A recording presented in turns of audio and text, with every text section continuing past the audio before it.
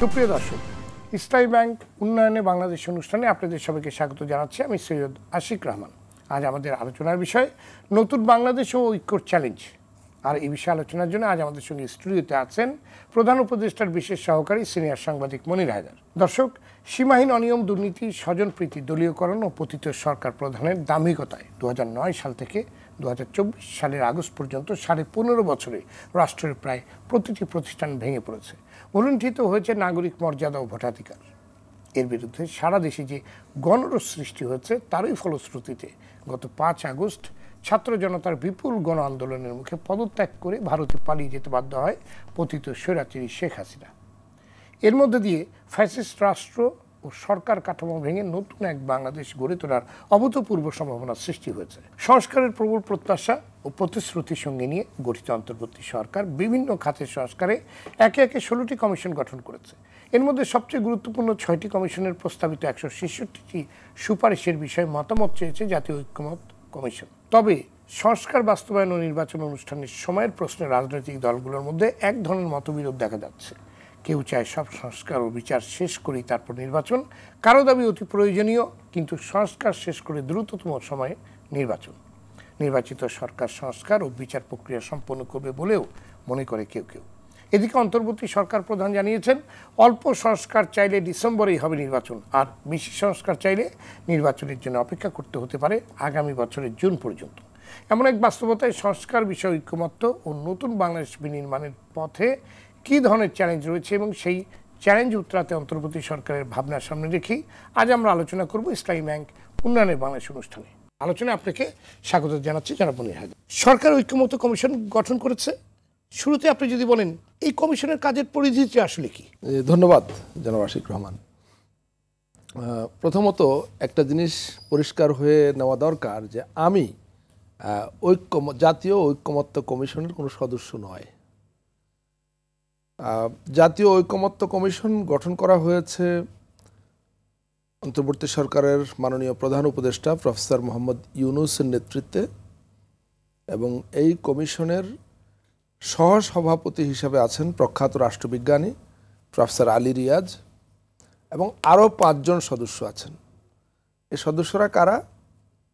Professor Ali Riaz আমরা জানি যে সংবিধান সংস্কার কমিশনের প্রধান ছিলেন, আর 5টি কমিশনের মধ্যে রয়েছে নির্বাচন ব্যবস্থা সংস্কার কমিশনের প্রধান ডক্টর বদিউল আলম মজুমদার, বিচার ব্যবস্থা সংস্কার কমিশনের প্রধান বিচারপতি ইমদাদুল হক, দুর্নীতি দমন সংস্কার কমিশনের প্রধান ডক্টর ইফতেখারুজ্জামান, জনপ্রশাসন সংস্কার কমিশনের প্রধান এম এ মুঈদ চৌধুরী, এবং পুলিশ সংস্কার কমিশনের প্রধান সফররাজ হোসেন।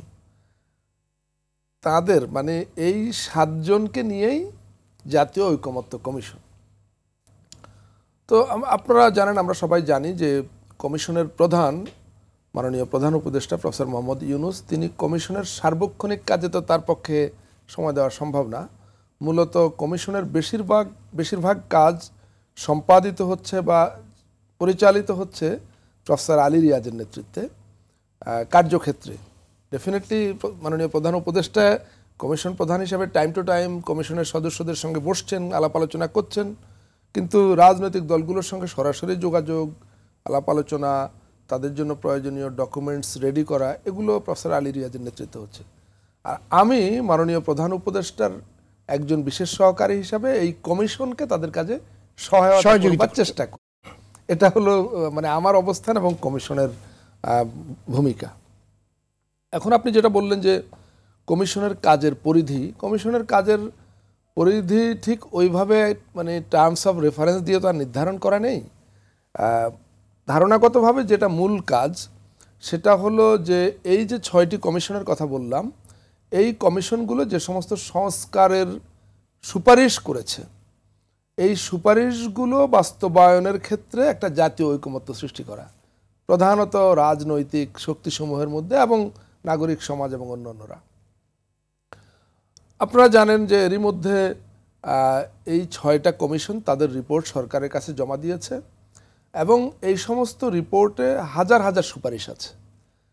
কিন্তু এই হাজার হাজার সুপারিশ সবগুলোর ব্যাপারে তো আর রাজনৈতিক দলের ঐক্যমত্য প্রয়োজন নেই, কারণ এর মধ্যে বেশিরভাগ সুপারিশ হলো যেগুলো সরকারের নির্বাহী আদেশে কিংবা বিদ্যমান রুলস বা বিধির আওতায় বাস্তবায়ন করা সম্ভব।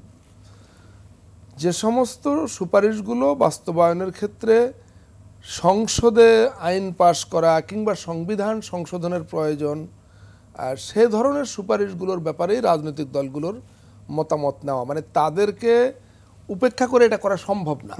রাজনৈতিক দলগুলোর মধ্যে একটা মতৈক্য না হলে পারে এই সুপারিশগুলো বাস্তবায়ন সম্ভব না। আমি সবগুলো মুহূর্তে বলতে পারবো না, কিন্তু দৃষ্টান্ত হিসাবে কিছু সুপারিশের কথা আপনাকে বলতে পারি। যেমন আমাদের সংসদ পরবর্তী এই জুলাই অভ্যুত্থানের মধ্য দিয়ে যে পরিবর্তন আমাদের জাতীয় জীবনে এসেছে, এই পরিবর্তনের আকাঙ্ক্ষা হলো যে পরবর্তী বাংলাদেশে আর কখনো বিগত ফ্যাসিস্ট শাসকের মতো কোনো শাসক আর আসবে না, বা কোনো নির্বাচিত সরকার কখনো এভাবে ফ্যাসিস্ট বা মাফিয়াতান্ত্রিক হয়ে উঠবে না।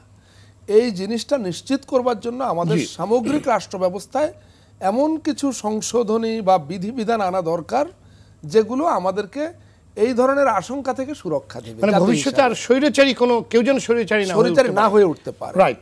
জনমনি হায়দার, ছাত্র জনতা এবং রাজনৈতিক দলগুলো ঐক্যবদ্ধভাবে 5ই আগস্ট ফ্যাসিস্ট সরকারের পতন ঘটিয়েছে, কিন্তু এখন নানান ইস্যুতে অনৈক্য দেখা যাচ্ছে না, এর কারণ কি এবং এটা কতখানি স্বাভাবিক বলে আপনি মনে করেন?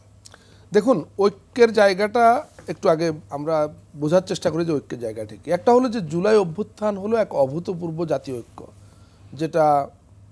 যেখানে ছাত্র জনতা যেটা বাংলাদেশ সবাই একসাথে নেমে, যেটা বাংলাদেশের ইতিহাসে এরকম জাতীয় ঐক্য একবার হয়েছে 1971 সালে মুক্তিযুদ্ধের সময়, আর তার ঠিক 53 বছর পরে এসে 2024 সালে আবার আমরা একই ধরনের একটা জাতীয় ঐক্য দেখলাম, যে দল মত ধর্ম বর্ণ বয়স নির্বিশেষে সবাই আবাল বৃত্ত বনিতা সবাই নেমে, মানে একেবারে ফ্যাসিস্টের সমর্থক ছাড়া আর কেউ ঘরে বসেছিল না, সবাই রাস্তায় নেমে এসেছিল। তো সেই ঐক্যটা এসেছিল কি জন্য? মানে অঘোষিত ঐক্য, কেউ ঐক্যে ডাক দেয়নি, কেউ ঐক্য সংগঠিতও করেনি, অঘোষিতভাবে স্বয়ংক্রিয়ভাবে একটা ঐক্য হয়ে গেছে, এবং সেই ঐক্যের ফলশ্রুতিতেই কিন্তু ফ্যাসিস্টকে বিদায় নিতে হয়েছে। ফ্যাসিস্ট বিদায় নেবার পর স্বাভাবিকভাবেই এখানে বিভিন্ন দল মত আছে, প্রত্যেকের ভিন্ন ভিন্ন আদর্শ, রাজনৈতিক দৃষ্টিভঙ্গি, রাজনৈতিক গোল আছে, সে অনুযায়ী তারা আবার নিজেদেরকে ব্যস্ত করেছে। এটাকে আপাত দৃষ্টিতে অনৈক্য বলা যেতে পারে, কিন্তু এটাই তো স্বাভাবিক যে ফ্যাসিস্টের বিদায়ের পরে এখন আমাদের পরবর্তী ধাপ কি? সংস্কার তো আছেই, সংস্কারের মধ্য দিয়ে আমরা একটা গণতান্ত্রিক উত্তরণে যেতে চাই, একটা নির্বাচনের দিকে। সেটা আছে, কিন্তু সরকার যে সংস্কার উদ্যোগ নিয়েছে তার সফল বাস্তবায়নের শর্তটা আসলে না, আমি আপনাকে যাচ্ছি, আপনি একে ঐক্যের প্রশ্নটা তুলেছিলেন। আপনার মনে আছে যে গত ডিসেম্বর মাসে ঢাকায় একটা জাতীয় সংলাপ হয়েছিল, তখন আমি সরকারে আসিনি এবং সেই সংলাপ আয়োজনের সঙ্গে আমি যুক্ত ছিলাম। সেই সংলাপের স্লোগান ছিল ঐক্য সংস্কার নির্বাচন, সংস্কার ঐক্য নির্বাচন। মানে ধাপটা ওখানেই আপনি বুঝিয়ে দিয়েছেন যে 3 ধাপে, মানে সংস্কার ঐক্য এবং তারপরে সংস্কার নির্বাচন। তো এইটা যখন এই স্লোগানটা ঠিক করা হয়েছিল বা এই কনসেপ্টটা ঠিক করা হয়েছিল, তো সেখানে এটা এভাবে ঠিক করা হয়েছিল যে আলটিমেটলি আমাদেরকে একটা নির্বাচনে যেতে হবে, কিন্তু নির্বাচনটা যাতে অর্থপূর্ণ হয় সেজন্য আমাদেরকে একটা সংস্কার করতে হবে, সংস্কার করলে নির্বাচনটা অর্থপূর্ণ হবে, আর সংস্কার করতে হলে আমাদেরকে একটা ঐক্য লাগবে, ন্যূনতম ঐক্য লাগবে। ওই কনসেপ্ট থেকে ওই সংলাপটা করা হয়েছিল। তো ঠিক এই জিনিসটাই, মানে সরকার বলুন, জাতীয় ঐক্যমত্য কমিশন বলুন, এইটাই হচ্ছে মূল কনসেপ্ট, যে আমাদেরকে অবশ্যই একটা দ্রুত একটা নির্বাচনের দিকে যেতে হবে গণতান্ত্রিক উত্তরণের জন্য, কিন্তু সেই নির্বাচনের আগে আমাদেরকে ন্যূনতম ওই সংস্কারগুলো করা দরকার যেটুকু সংস্কার করলে নির্বাচিত সরকার আগের কোনো স্বৈরাচারের মতো স্বৈরাচারী হয়ে উঠবে না, এটা নিশ্চিত করা। আমরা তো কেউ চাই না যে আর কোনো ফ্যাসিস্ট সরকার। আমি শেষ করি। কিন্তু সংবিধান ও রাষ্ট্রনীতির কোন কোন জায়গায় ত্রুটি বা গলদের কারণে দেশে ফ্যাসিজমের এত বড় ফ্যাসিজমের উত্থান হয়েছিল, তাকে আপনারা চিহ্নিত করে দেখেছেন কিংবা সেটা নিয়ে? না, আমি সেখানে যাচ্ছি, যাওয়ার আগে আমি বলি যে আমাদেরকে এমন একটা সাংবিধানিক সংশোধনী আনতে হবে বা এমন একটা সাংবিধানিক ব্যবস্থা নিশ্চিত করতে হবে যেটা নিশ্চিত করলে পরে আর কেউ স্বৈরাচারী হবে না। এই ব্যাপারে BNP, Jamaat Islami, national citizen party, গণতন্ত্র মঞ্চ, ইসলামী ঐক্যজোট, খেলাফত মজলিস সবাই কারো দ্বিমত নাই, সবাই বলে যে এটা করতেই হবে। কিন্তু তাহলে দ্বিমতটা কোথায়? দ্বিমত হলো এই কাজটা কিভাবে করা হবে, কোন পদ্ধতিতে করা হবে এবং কারা করবে। হ্যাঁ, না কারা করবে মানে ডেফিনেটলি যারা পরবর্তী সংসদে ওই সক্ষমতা রাখবে সংবিধান সংশোধন করার, তারাই করবে। তো এখানে এই যে ভিন্নমত, এই জায়গাটা যে কোন পদ্ধতিতে আমরা এই সংশোধনীটা বা এই ব্যবস্থাটা আনবো, এই জায়গায় ভিন্নমত আছে। কেউ মনে করে এভাবে করতে হবে, কেউ মনে করে ওভাবে করতে হবে। আমরা জানি যে গণপরিষদের দাবি আছে, আবার আরেক পক্ষ বলে যে গণপরিষদের কোনো দরকার নাই, সংসদই যথেষ্ট। এখানে গত 5 দিন আগে জাতীয় ঐক্যমত্য কমিশনের তরফ থেকে রাজনৈতিক দলগুলোকে, আপনি জানেন যে 166টি, আপনি বলেছেন, উল্লেখ করেছে 166টি গুরুত্বপূর্ণ সুপারিশ সম্বলিত একটা ছক পাঠানো হয়েছে। সেই ছকে প্রথমে 3টা অপশন দেওয়া হয়েছে, একমত, একমত নয়, আংশিকভাবে একমত। তারপরে যদি আপনি একমত হন, যেগুলোর ব্যাপারে আপনি একমত হলেন, সেগুলো কিভাবে বাস্তবায়ন করা হবে, সেজন্য আবার 6টা অপশন দেওয়া হয়েছে। যে নির্বাচনের আগে অধ্যাদেশের মাধ্যমে, নির্বাচনের আগে গণপরিষদ করে, কিংবা এমন একটা নির্বাচন হওয়া যে নির্বাচনের মধ্য দিয়ে নির্বাচিত ব্যক্তিরা প্রথমে গণপরিষদ হিসাবে ভূমিকা পালন করবে, তারপরে সংবিধান সংশোধনের পরে তারাই আবার রেগুলার সংসদ হিসাবে কন্টিনিউ করবে। এরকম 6টা অপশন আছে। রাজনৈতিক দলগুলো এরই মধ্যে আমাদের সঙ্গে এগুলো নিয়ে কথা বলছে প্রতিদিনই, যে তারা বুঝতে পারছে না এমন না, কিছু কিছু বিষয়ে তারা আমাদের সহযোগিতা চাইছেন যে এটা আমরা কিভাবে করব। কেউ কেউ চাইছেন যে তাদেরকে সফট কপি দেওয়া যায় কিনা, যে তারা এটা কম্পিউটারে বসে ফিল আউট করবে। তো সেগুলো নিয়ে আমরা কাজ করছি, আমাদের টেকনিক্যাল টিম কাজ করছে। প্রত্যেকটা রাজনৈতিক দলের তরফ থেকে আমাদের সঙ্গে যোগাযোগ করা হচ্ছে, কথা বলা হচ্ছে। কেউ একটু সময় চাইছেন, কেউ হয়তো ওই যে বললাম কিভাবে এটা অনলাইনে করা যায় কিনা, সেটা ব্যবস্থা আছে কিনা, এগুলো জানতে চাইছেন।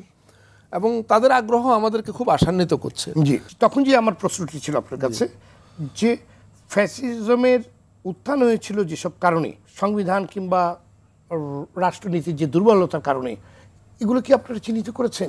যাতে যে কথাটি বারে বারে আমরা সবাই বলছি যে আর যেন কেউ ফ্যাসিস্ট হয়ে না উঠতে পারে। না, যে আপনার প্রশ্নটা আমি বুঝেছি, কিন্তু মানে সেই গবেষণাগুলো আপনি আমাকে এই প্রশ্ন করে লাভ নেই, কারণ আমি ওই প্রক্রিয়া যুক্ত ছিলাম না। এই চিহ্নিতকরণের কাজগুলো করেছে কমিশনগুলো, প্রধানত সংবিধান সংশোধন কমিশন, জুডিশিয়ারি বিচার বিভাগ সংস্কার কমিশন এবং আপনার নির্বাচন ব্যবস্থা সংস্কার কমিশন। অন্য কমিশনগুলো বাটে 3টা মূলত এর সঙ্গে সম্পর্কিত।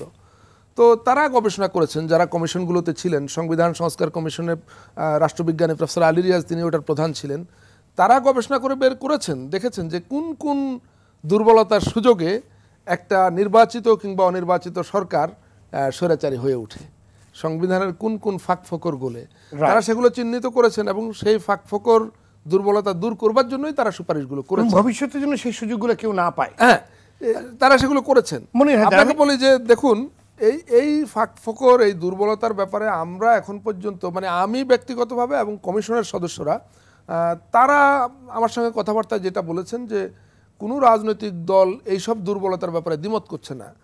মানে সকল দলই একমত যে এই দুর্বলতাগুলো আছে এবং এগুলো আমাদের বন্ধ করা দরকার, এগুলো কাটিয়ে ওঠা দরকার। জি, মনির হায়দার, হাইপোথেটিক্যালি ধরলাম, যদি ধরে নিলাম আমরা হাইপোথেটিক্যালি যে কোনো একটি ইস্যুতে 34টি রাজনৈতিক দলের মধ্যে 32টি রাজনৈতিক দলই একমত হলো, কিন্তু বড় দুইটি রাজনৈতিক দল সেখানে আপনার বিরোধিতা করছে।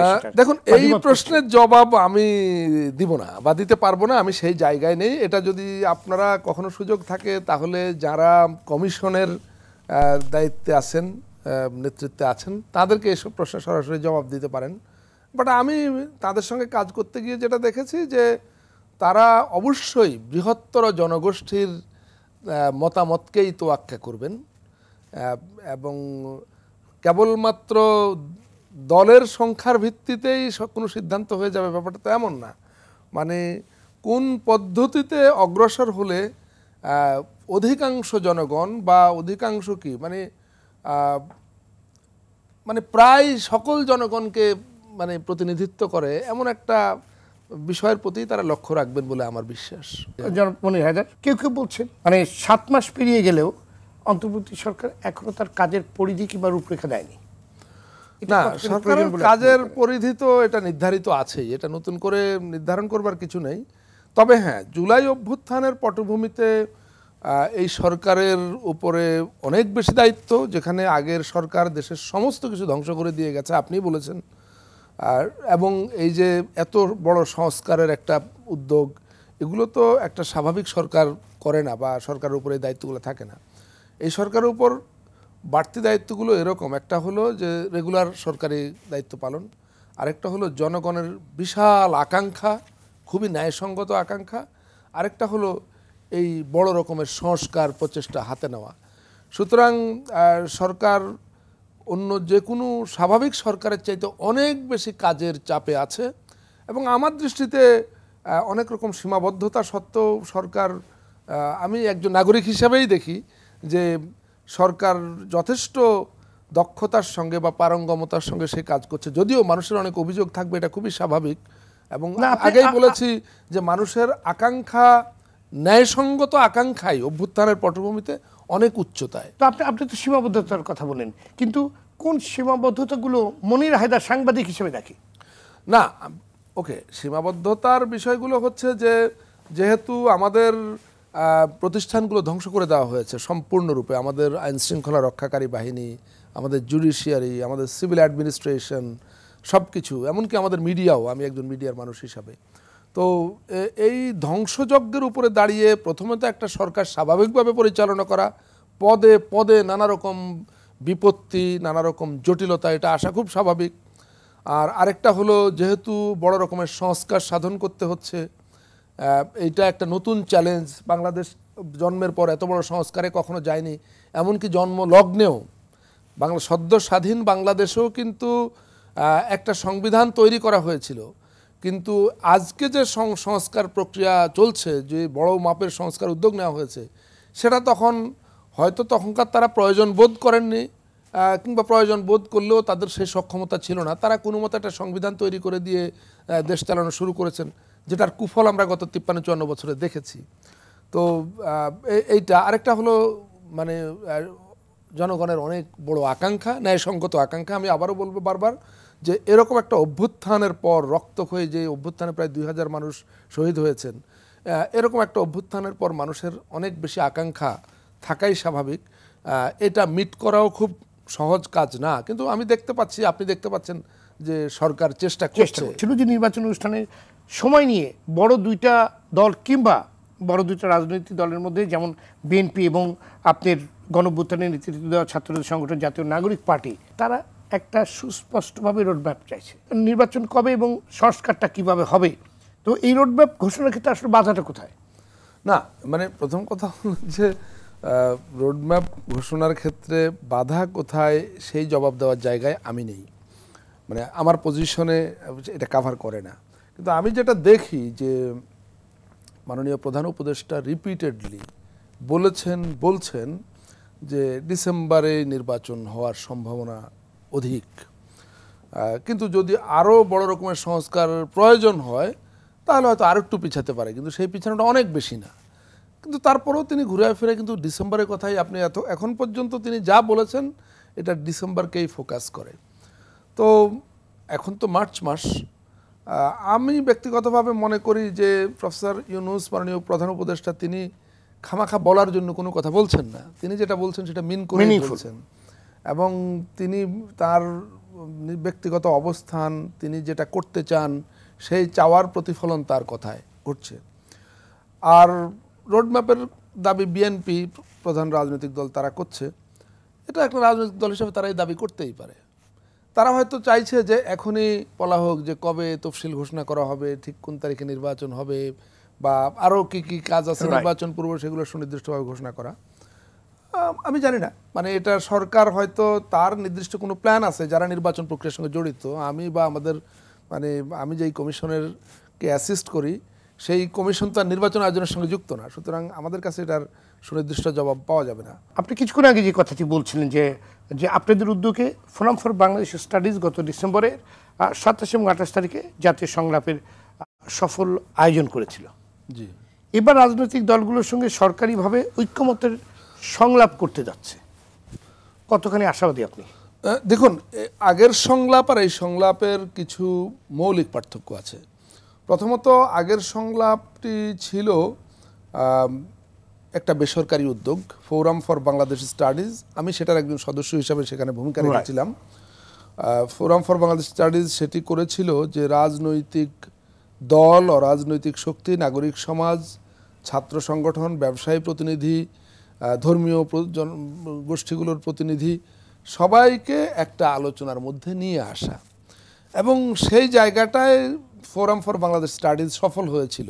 বেশ চমৎকারভাবে সেই আয়োজনটা হয়েছিল এবং সেখানে কেউই বাদ যায়নি। যাদেরকে অন্তর্ভুক্ত করার চেষ্টা করা হয়েছিল সকলেই সেখানে এসেছিলেন, কথা বলেছিলেন, কথা শুনেছিলেন।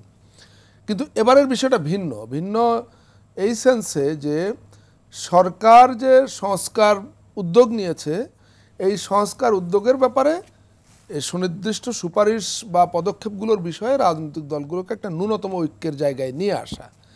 আগের সংলাপে ঐক্য না হলেও কোনো সমস্যা ছিল না, কিন্তু এই সংলাপ যেটা হতে যাচ্ছে সেই সংলাপে একটা ন্যূনতম ঐক্য গঠন করাটা অপরিহার্য এই সংস্কার উদ্যোগ চূড়ান্ত ধাপে নিয়ে যাওয়ার জন্য। রাইট। মনির হায়দার, এই যে ডিসেম্বর 27 এবং 28 তারিখে যে জাতীয় সংলাপটা অনুষ্ঠিত হয়েছিল, যে আয়োজনটা করেছিলেন আপনারা, সেখানে যে সুপারিশগুলো ছিল, সুপারিশগুলোর ফলাফলগুলো নিয়ে আসলে কিংবা ফলোআপটা আপনারা কি করছেন?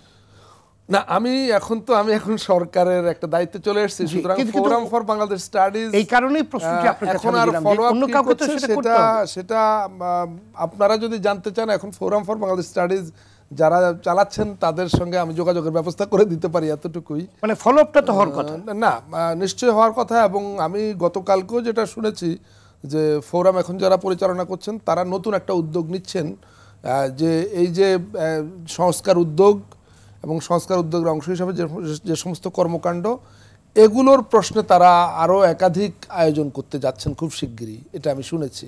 আপনারা তো রাজনৈতিক দলগুলোর বিভিন্ন মতামত নিচ্ছেন এবং তাদের সাথে সংলাপ করছেন, কিন্তু সবচেয়ে বড় স্টেক হোল্ডার যাদেরকে আমরা মনে করি জনগণ, জি, সেই জনগণের অংশগ্রহণ কিংবা তাদের অন্তর্ভুক্তির ব্যাপারে আপনারা কি করছেন? দেখুন, এই প্রশ্নটা, দেশের জনগণকে সবচাইতে বেশি প্রতিনিধিত্ব করে রাজনৈতিক দল।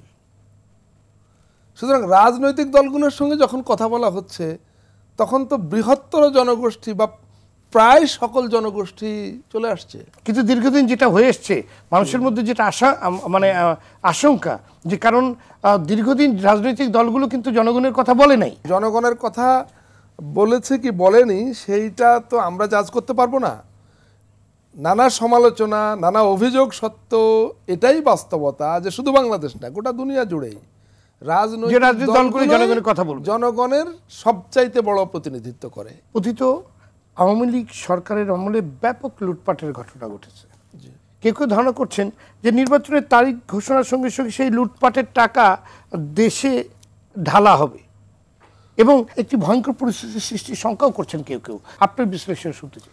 না, দেখুন, এতে তো কোনোই সন্দেহ নেই যে বিগত ফ্যাসিস্ট সরকার যারা পালিয়ে গেছে তারা সবাই তো আর পালিয়ে যায়নি। মানে সেই ফ্যাসিস্ট ব্যবস্থার অনুসারীদের বড় অংশই তো দেশে আছে, এবং সেই ফ্যাসিস্টরা তারা বাংলাদেশের অর্থনীতিকে লুটপাট করে একদম ফোকলা করে দিয়েছিল।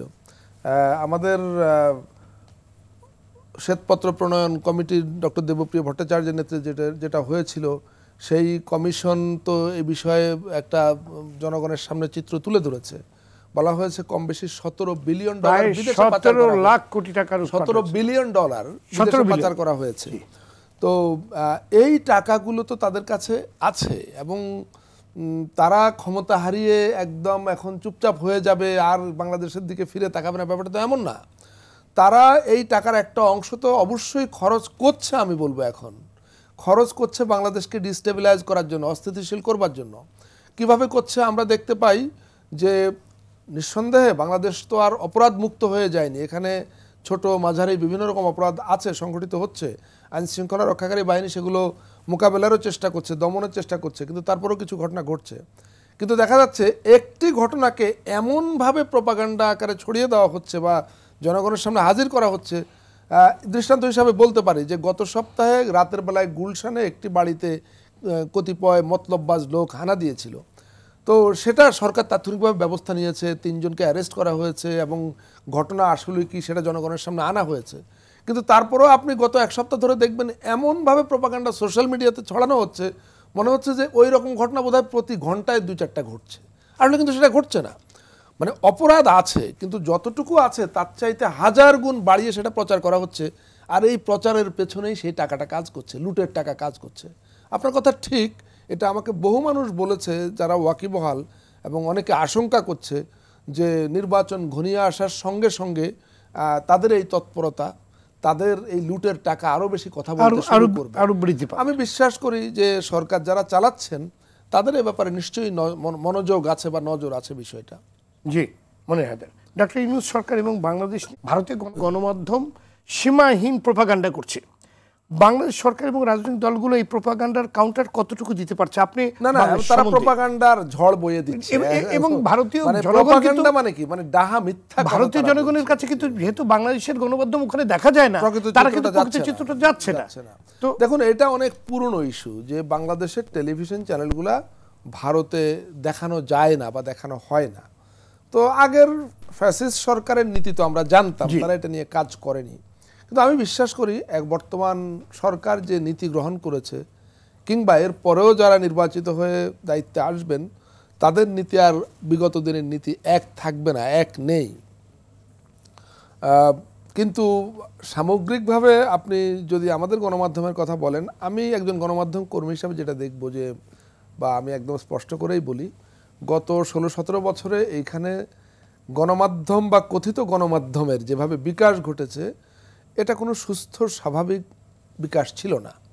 এখানে প্রথমত এই গণমাধ্যমগুলোর লাইসেন্স, আমরা যদি টেলিভিশনের কথা বলি লাইসেন্স, পত্রিকার কথা বলি ডিক্লারেশন, কাদেরকে দেওয়া হয়েছে, কোন বিবেচনায় দেওয়া হয়েছে। আমি মনে করি বর্তমান সরকারের একটা অন্যতম কাজ হওয়া দরকার, নিশ্চয়ই হচ্ছে বা হবে। আমরা জানি এর মধ্যে তথ্য মন্ত্রণালয়ের দায়িত্বপ্রাপ্ত উপদেষ্টা পরিবর্তন হয়েছেন, নতুন উপদেষ্টা দায়িত্ব গ্রহণ করেছেন। আমি বিশ্বাস করি তিনি এগুলো অ্যাড্রেস করবেন, যে একটা জিনিস আগে বাছাই করা যে কোনটি সত্যিকার অর্থে গণমাধ্যম আর কোনটি ফ্যাসিবাদের প্রচার যন্ত্র হিসেবে কাজ করেছিল, ভূমিকা রেখেছিল। গণমাধ্যমের অবয়বে ফ্যাসিবাদের প্রচার যন্ত্র নিঃসন্দেহে একটা স্বাভাবিক গণমাধ্যম হিসেবে বিবেচিত হতে পারে না। সুতরাং এটা আইডেন্টিফাই করা জরুরি। যদি এইটা করা না যায়, তাহলে সামনের দিনে অস্থিতিশীলতার সৃষ্টির যে সমস্ত আশঙ্কা করা হচ্ছে, এগুলো আরও প্রকট আকার ধারণ করতে পারে। আপনি নিজেই যেটা বলেছেন যে বাংলাদেশের, ধরে নিলাম বাংলাদেশের মিডিয়াগুলো সেটার অনেক কাউন্টার দিচ্ছে, কিন্তু বাংলাদেশের মিডিয়াগুলো তো ইন্ডিয়ায় দেখানো হচ্ছে না। সুতরাং এই কাউন্টার বাংলাদেশের মানুষই শুনবে, ইন্ডিয়ার লোকেরা শুনবে। এবং ভারতীয় জনগণ কিন্তু দারুণ একটা রং মেসেজ তাদের কাছে। এখানে কাজ করার সুযোগ আছে সোশ্যাল মিডিয়াতে। আমরা জানি সোশ্যাল মিডিয়ার প্রভাব পাওয়ার কতটুক, এখন এটা আর কোনোভাবে ইগনোর করার কোনো প্রশ্নই আসে না, বরং সোশ্যাল মিডিয়ার প্রতি মনোযোগ দেওয়া জরুরি। যে পতিত সরকার তারা ভারতে বসে কিংবা ভারতের যে এজেন্সিগুলো আছে সেগুলোকে ব্যবহার করে প্রচুর টাকা ঢেলে, আপনি দেখবেন 5ই আগস্ট পরবর্তী কিংবা তার আগে পরের যে ভয়ঙ্কর যে ফুটেজগুলো ছিল, এগুলো কিন্তু অনেক কায়দা করে ছড়িয়ে দেওয়া হচ্ছে, যেটা বলা হচ্ছে না। মানে এগুলো সব ওই যে আলটিমেটলি টাকা কথা বলে। এই যে সোশ্যাল মিডিয়া কোম্পানিগুলো, তারা তো ব্যবসা করছে এবং ব্যবসাটা টাকার জন্যই করছে। তো নানা পদ্ধতিতেই মানে এখানে টাকা খরচের সুযোগ আছে। আর যারা টাকা ইনকাম করতে চায়, তাদের টাকা ইনকামের সুযোগ থাকলে তারা কেন করবে না? দুর্ভাগ্যজনকভাবে বিগত ফ্যাসিস্ট